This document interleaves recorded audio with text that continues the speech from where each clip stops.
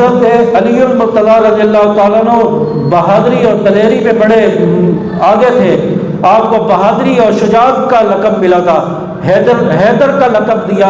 حیدر اس کو کہتے ہیں جو شکست کھا کر واپس نہ آئے, جو فتح یاب ہو کر آئے. تو حضرت علی المرتضیٰ رضی اللہ تعالیٰ عنہ کو حیدر کرار کا لقب ملا ہے.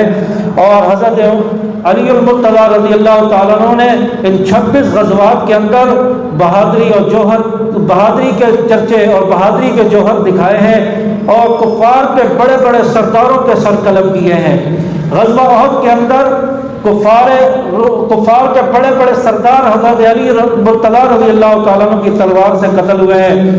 یہاں تک کہ جو خیبر کا مارکا تھا, جنگ خیبر, یہ خیبر کا قلعہ تھا, یہ کافی عرصے سے فتح نہیں ہو رہا.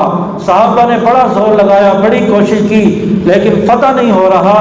پھر آپ صلی اللہ علیہ وسلم نے رات کے وقت اعلان فرمایا کہ کل جو شخص خیبر کا قلعہ فتح کرے گا اس کے ہاتھ میں اسلام کا پرچم تھما دوں گا. چنانچہ اگلے دن سارے صحابہ کی آنکھیں ٹک ٹکی باندھ کر دیکھ رہی ہیں کہ کون شخص آگے بڑھتا ہے جو خیبر کا قلعہ فتح کرے گا. چنانچہ سارے صحابہ آپ صلی اللہ علیہ وسلم کے پاس جمع ہو گئے, اور علی المرتضیٰ رضی اللہ تعالیٰ عنہ ان صحابہ میں نہیں تھے. آپ صلی اللہ علیہ وسلم نے پوچھا کہ علی کہاں ہیں؟ بتایا گیا کہ وہ تو خیمے کے اندر ہیں, ان کی طبیعت ٹھیک نہیں ہے. پوچھا کیا معاملہ ہے, کیا ہو گیا؟ فرمایا کہ ان کی آنکھ میں تکلیف ہے.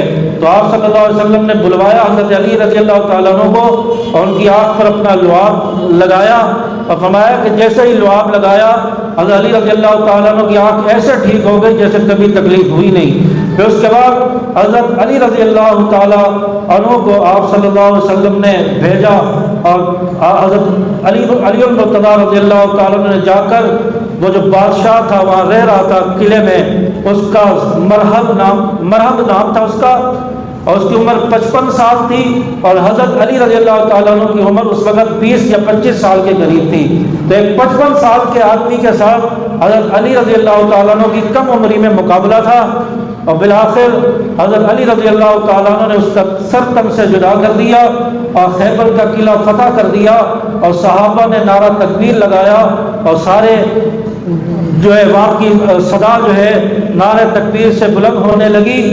تو اس طرح خیبر کا قلعہ حضرت علی رضی اللہ تعالیٰ عنہ کے ہاتھوں فتح ہوا ہے, اور پرچم بھی حضرت علی رضی اللہ تعالیٰ عنہ کے ہاتھ میں دیا.